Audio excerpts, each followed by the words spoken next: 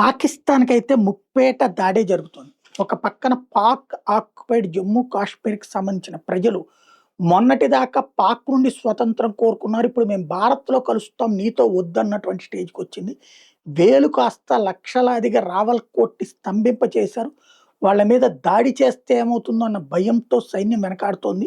రేపో మాపో పెను హింస చోటు చేసుకున్న ఆశ్చర్యపోనక్కర్లేదు. ఇప్పటికి 28 మందిని కాల్పులలో చంపేశారు. ఇంకా పెద్ద ఎత్తున అరాచకం చేయడానికి సిద్ధపడుతోంది పాకిస్తాన్. తప్పనిసరి పరిస్థితి. ఎందుకంటే భారత్‌లో కలుస్తామంటే వాళ్ళ దేశానికి ద్రోహం కిందే కదా లెక్క.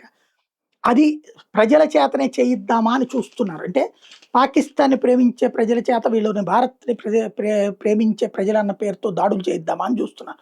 డైరెక్ట్‌గా గనక చేస్తే అంతర్జాతీయంగా ఏకాకవుతామని.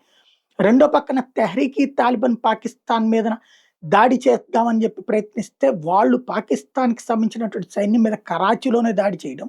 రెండో వైపున అక్కడున్నటువంటి పోస్టులని, సైనిక పోస్టులని వెంటాడి వేటాడటం. ఇంకో వైపున ఖైబర్ పఖ్తూన్‌ఖ్వా ప్రాంతంలో వాళ్ళ ఆధిపత్యం ఒక ఎత్తైతే, దానికి ప్రతిగా వెళ్లి ఆఫ్ఘనిస్తాన్‌లో పాకిస్తాన్ దాడులు చేసొస్తే, దానికి ప్రతిగా పాకిస్తాన్‌లో వరుసబెట్టి ఇప్పుడు తెహ్రీక్-ఈ తాలిబాన్ పాకిస్తాన్ కాకుండా ఆఫ్ఘనిస్తాన్ సైన్యమే దాడులు చేస్తున్నటువంటి దృశ్యాలు చూస్తున్నాం. ఇది రెండవ దెబ్బ పాకిస్తాన్‌కి. మూడో పక్కన బెలూచ్ రెబెల్స్ క్షణం తీరికలేని దాడులు చేస్తున్నారు. సైన్యం అటు కనబడితే ప్రాణాలు తీస్తున్నారు.